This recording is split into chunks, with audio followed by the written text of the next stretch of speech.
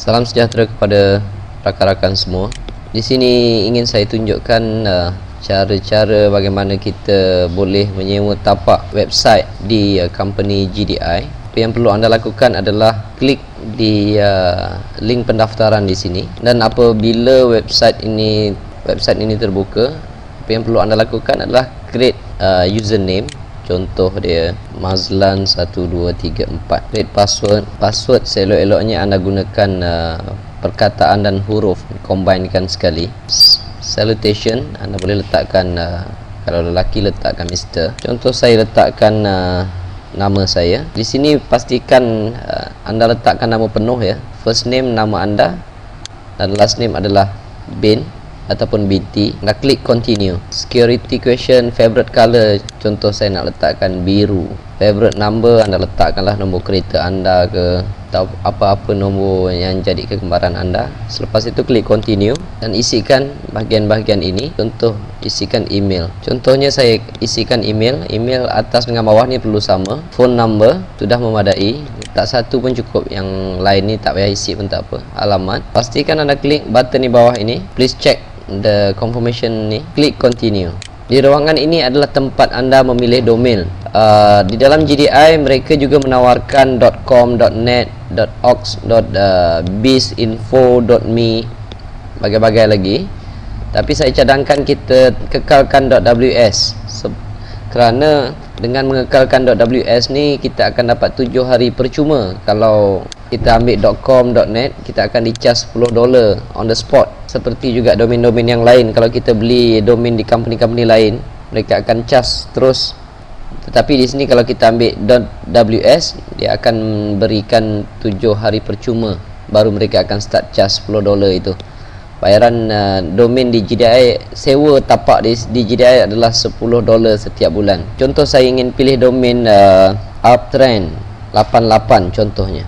Okey, saya klik search. Yang bawah ini adalah cadangan-cadangan sahaja ya. Anda klik search. Kalau dia tulis add, kalau dia keluar warna hijau uptrend.ws is available, maksudnya domain tu masih ada lagi. Domain itu kita boleh belilah. Kalau kita nak tukar Vema lah katakan, Vema Top katakan, kita search dulu, maksudnya domain ini masih ada. Kalau dia tulis not available, maksudnya anda kena cari lagi domain yang anda kendaki. Dan pilih domain ni saya cadangkan biarlah domain tu nama dia yang unik-unik sedikit. Okey, contoh dia macam Google, Yahoo. Sebab apabila kita bubuh unik, maka kita boleh masukkan perniagaan itu berbagai-bagai perniagaan. Sebab dengan satu domain ni kita boleh buat banyak website. Tapi kalau kita fokuskan contohnya kain batik katakan, dan kita search, jadi dengan domain ni kita dah tak boleh jual benda lain. Kita dah tak boleh jual ikan kering, kita dah tak boleh jual bisnes lain, kita tak boleh jual apa-apa multi level yang kita ada, ataupun kita tak boleh jual perniagaan yang kita ada. Sebab dia lebih fokus pada kain batik, walaupun boleh, okay, tetapi dia kurang sesuai lah. Contohnya nanti website yang kita nak buat kainbatik.ws/ubat kuat contohnya. Jadi dia tak berapa kena. Okey, jadi biarlah nama tu unik sikit, yang yang boleh sesuai dimasukkan apa juga perniagaan. Contoh saya masukkan business biz online 999 contohnya. Saya search, ada domain ini masih available, masih ada. Jadi apa yang perlu lakukan adalah add domain to cart. Yang add domain privacy ni kalau nak ambil pun boleh, dia tambah $1 saja kalau tak salah saya. Kalau kita ambil add domain privacy ni, kalau di dalam internet orang boleh search domain ini dimiliki oleh sesiapa, okey, oleh siapa yang mempunyai domain ni. Tapi kalau kita letak add domain privacy ni, dia charge $1 lagi tambahan, orang tak boleh tahu siapa owner domain ini. Dan pastikan amount dekat sini $10. Jangan ada banyak domain, satu domain sudah memadai. Dan peringkat awal saya cadangkan tak payahlah dulu ambil GDI Premium.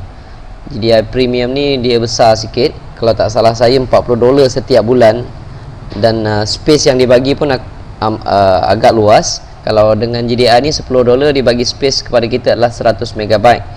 Jadi saya sangat cadangkan peringkat awal ni ambil dulu yang $10 ni sahaja dan klik dekat proceed to checkout. GDI masih menggalakkan orang ambil GDI premium, okey, tapi saya tak berapa galakkan di peringkat awal. Jadi klik dekat I want basic, ambil yang $10 sahaja, basic sahaja. Okey, cara pembayaran walaupun mereka akan charge pada selepas 7 hari, okey, tapi kita perlu mengisikan data-data ini. Jadi jika kita ingin buat pembayaran menggunakan PayPal, kita klik dekat sini. Kalau kita nak gunakan credit card ataupun debit card, klik di bahagian ini. Katalah saya nak gunakan debit card yang saya ada, saya klik di register di sini. Isikan semua bahagian-bahagian ini. Ini card number, apa yang tertera di depan debit card kita tu ataupun credit card kita, semua number yang ada. Dan yang ini adalah expired date kita punya debit card tersebut. Biasa dekat debit card tu ada tulis contoh dia macam 12/14, maksudnya itu adalah Disember 2014. Card holder name, masukkan nama penuh anda, dan security name adalah nombor yang di belakang card tersebut. Ada 3 nombor kalau tak salah, kebiasaan ni ada 3 nombor. Ada juga setengah yang 4 nombor di hujung dia tu. Ambil nombor yang di belakang tersebut dan tuliskan di sini, dan apabila selesai klik continue. Klik continue. Apabila keluar sahaja page seperti ini, you are online, maksudnya pendaftaran anda telah pun berjaya. Anda telah pun mempunyai domain dan mempunyai tapak website anda sendiri. Apa yang perlu anda lakukan, biarkan page tersebut, anda terus pergi ke website.ws/members, website.ws/members, enter saja, dan kita perlu masuk ke dalam member area yang diberikan oleh GDI untuk buat beberapa setting. Pertama sekali anda masukkan username yang telah anda daftarkan tadi, lepas itu anda enter saja. Biasanya di peringkat awal apabila anda membuka member area ini, okay, dia akan ada macam survey. Dia akan bertanya kenapa anda ingin menyertai GDI ni.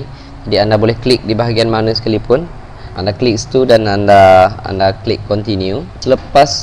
Selepas itu anda klik di sebelah kiri bawah ini, ada registered domain. Keluar sahaja nama domain anda, anda klik di nama domain anda tersebut. Nanti anda lihat kebiasaannya titik itu ada di site builder. Site builder ni jika seseorang ingin membuat website menggunakan template yang diberikan oleh GDI. Tapi saya cadangkan kita gunakan basic hosting sebab kita nak buat website kita sendiri, design kita sendiri, bisnes kita sendiri. Jadi kita boleh lakukan apa sahaja apabila kita pilih basic hosting ini. Dan kalau pakai site builder, biasanya mereka akan bagi 10 muka surat dengan template-template yang cantik-cantik jugalah. Tapi kalau kita gunakan basic hosting, kita boleh buat apa yang kita suka pada website kita. Alright, pilih basic hosting dan klik continue. Hosting for nama domain anda nanti akan keluar activated successfully, maksudnya anda telah setkan tapak domain ini untuk anda buat website anda sendiri. Tidak memerlukan template yang diberikan oleh GDI. Itu sahaja cara untuk kita daftar dan setting website kita di GDI. Terima kasih.